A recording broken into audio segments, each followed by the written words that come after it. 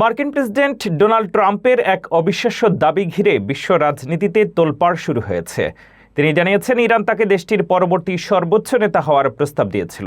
তবে তেহরান এই দাবিকে স্রেফ পাগলের প্রলাপ বলে উড়িয়ে দিয়েছে। রিপাবলিকানদের এক অনুষ্ঠানে ট্রাম্প দাবি করেন ইরানি নেতারা তাকে অনানুষ্ঠানিকভাবে সুপ্রিম লিডার হওয়ার প্রস্তাব দিলেও তিনি তা প্রত্যাখ্যান করেছেন।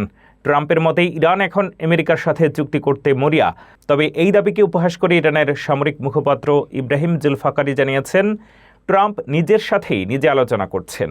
তেহরানের সাফ কথা, আমেরিকার সাথে কোনো চুক্তি কখনোই হবে না। এর মধ্যে খবর পাওয়া গেছে ওয়াশিংটন পাকিস্তানের মাধ্যমে 15 দফার এক যুদ্ধবিরতি প্রস্তাব পাঠিয়েছে, যাতে ইরানের পারমাণবিক কর্মসূচি ও প্রক্সি গোষ্ঠীগুলোর উপর নিষেধাজ্ঞার শর্ত দেওয়া হয়েছে। বিপরীতে ইরানও 5 দফার এক পাল্টা প্রস্তাব দিয়েছে, যেখানে তারা স্পষ্ট করেছে যে যুদ্ধ শেষ হবে কেবল ইরানের শর্তেই। একদিকে ট্রাম্পের কূটনৈতিক জয়গান, অন্যদিকে ইরানের অনমনীয় অবস্থান। মধ্যপ্রাচ্যের ভবিষ্যৎ এখন কোন পথে, সেটাই দেখার বিষয়।